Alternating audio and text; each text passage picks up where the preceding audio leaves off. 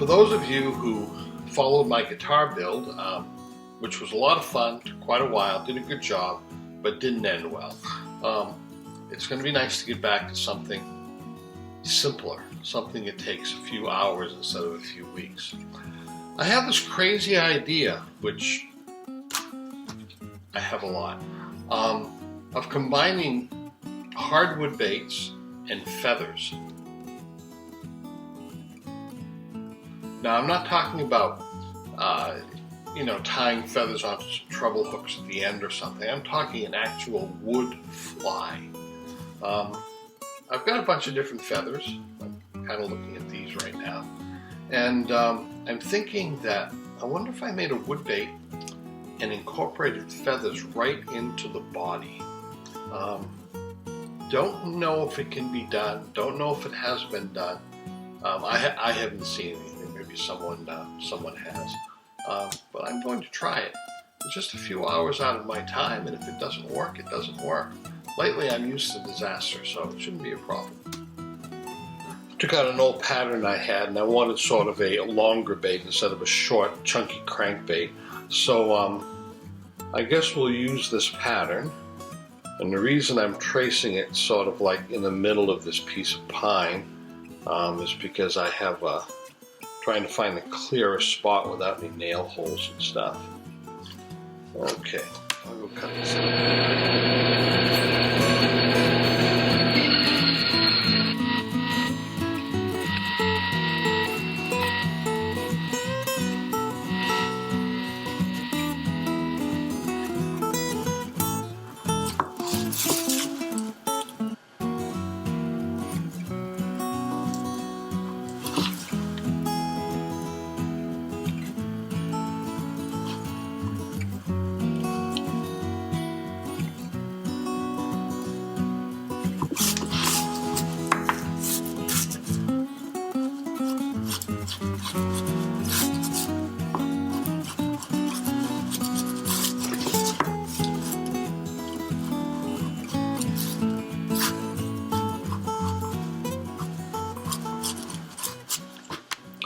Freehand, right?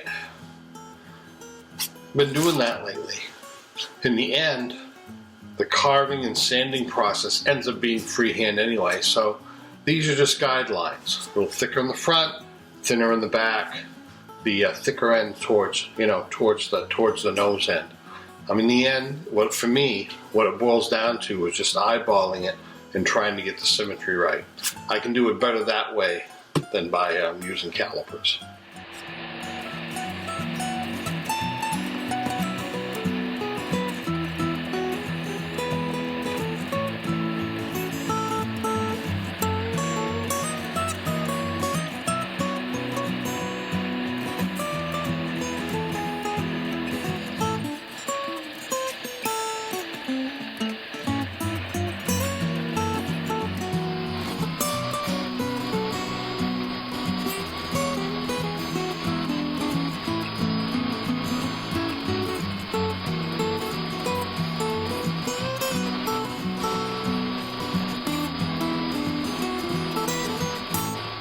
The thing I like about working with white pine is that it's a solid wood, unlike really soft wood like basswood or balsa.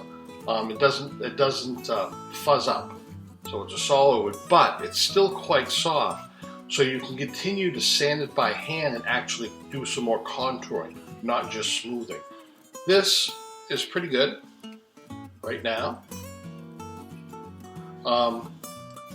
A few sort of like squared off lines as opposed to completely round, but the hand sanding will do that. I was talking with someone online recently and they said, what's the trickiest part about doing this by hand and doing it by eye? Well, I don't know, some people do need to measure things and draw lines and cut to them and so forth, and that's fine. But I find that when you're doing a bait, probably the things that I made mistakes on at the beginning, and I see that with a lot of other people too, is that when they're sanding it, they don't take enough off the shoulders. The shoulders tend to be squarer, and it needs to be rounder on the top. And just keep taking more and more. You really can't do too much, actually, to get it sort of round. And that's what I'm going to going to be doing now.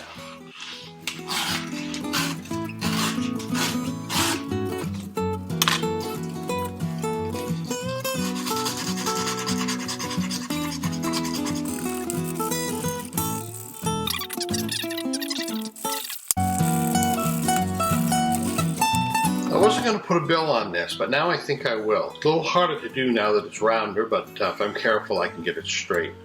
Little line right there. Line right there.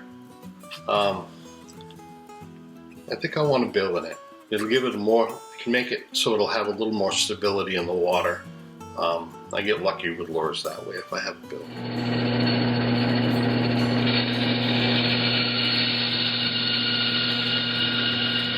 Well, the sanding is done. The only sanding I'll have left to do is the fine sanding after I get the lead weight glued in and stuff. But as far as the contour and the shape, it's down. It's very Jaws-like. Dun, dun, dun, dun. So far, this has been a regular build. It takes about 30 minutes to get it to this point. I need to do a few more things to get ready for this, but the feathers will be either, yeah, it'll work, or no, what a stupid idea. This is kind of what I'm looking at. Feathers along the back. I'll find one that curls differently here. And then clear coated or epoxied in. Kind of like feathers under glass sort of thing. I don't know. I tried taking a small feather like that, putting on a piece of wood, and then putting a little clear coat enamel on it, just to fix it. So when I brushed the clear coat on, it wouldn't move the feather. And it seemed to work pretty good. It definitely plasters them to the wood, so you don't get away from the wood effect. But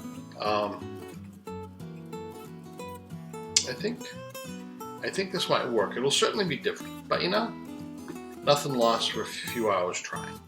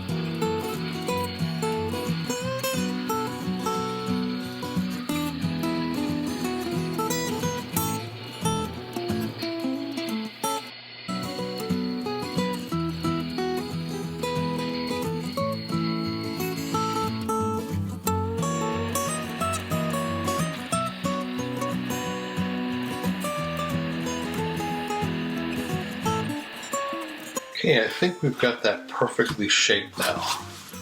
So this gets a dark background. And let's slip it in here and see what it looks like. It's the right width. It's pretty good size, but that's okay. We'll leave it that way. And that width, it should have quite a little bit of a wobble to it. Well, I got that. I've got my eye loops here.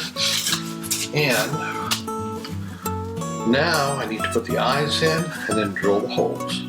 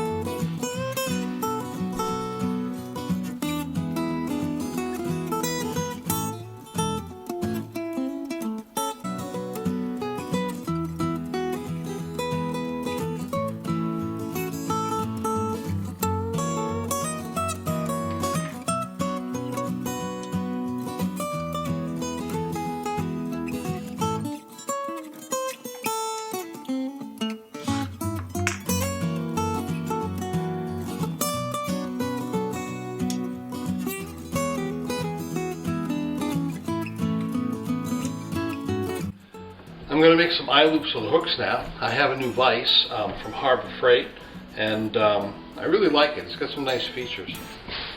It has a regular vise here, and if you loosen this, you can spin it, and there's a smaller one here. I'll be putting some softer material and replacing these so I can squeeze something in them and not damage. Little anvil for pounding on here, which is kind of nice. So I'll be using this side for what I'm doing. And of course it does swivel, which is kind of nice too to get a better angle. It clamps on the bench. I put this little board on here, screwed it to accommodate it so it doesn't get in the way of everything. And here is my drill bit, and they have some little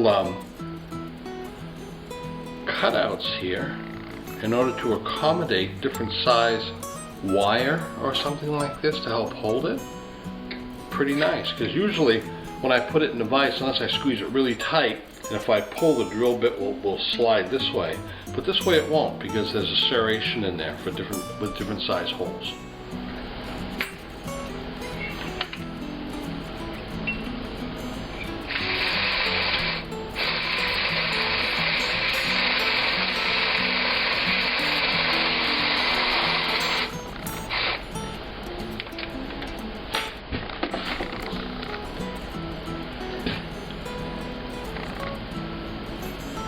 Well, 2 more to go.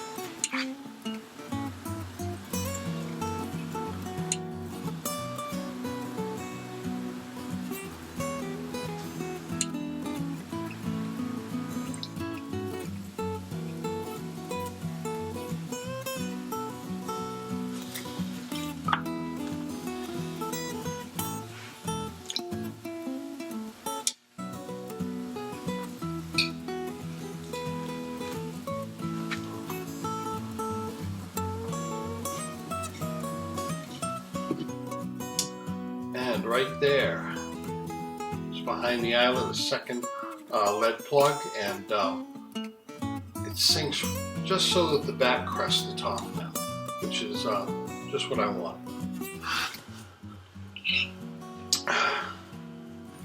I'm going to put a coat of UV and put it on really thin, so it'll give me a nice base to start working with. Tends to smooth things out. Now I don't have any carvings in here, other than the holes drilled for the eyes. Okay, that's good. Go put this in the chamber. Be right back. 2 colors of paint. I'm going to start off first with white on the bottom edge, and then black on the top, covering about halfway down the sides, and sort of feathering on the way down.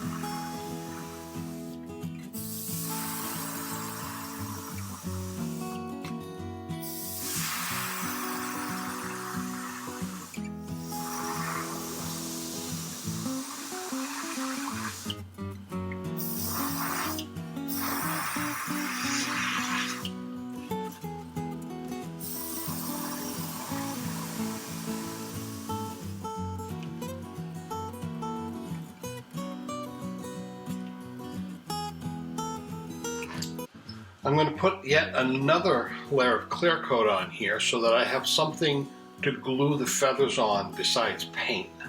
Don't want to glue directly to the paint.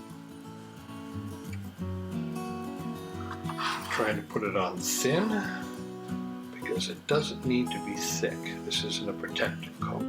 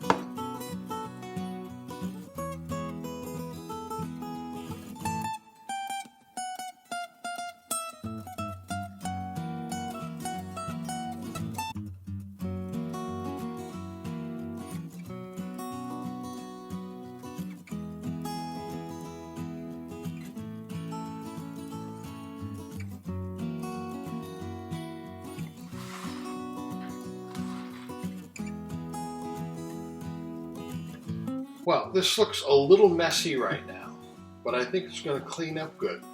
Gluing feathers and bucktail and stuff on a lure isn't easy. Super glue doesn't work good. I wish I had had some UV resin with one of those small lights where you can tack things very quickly. What I found after trying various things, what I found is some clear Valspar spray sprayed on and then hit it with a hair dryer makes the Valspar quite gummy, and then everything will sort of lay down afterwards. What I'm going to do with this, here's the other side. What I'm going to do with this is I am going to let it dry overnight, and then I am going to hit it with a coat of UV resin, particularly over the top, definitely all over. And maybe another coat. And then I am going to put the eyes on, and then actually, before I put the eyes on, paint a little black right over the front, right here, like a cowling. And then I'll put the eyes on, and we'll go from there. One more coat of resin. This one's going on thicker. It may take more than one coat.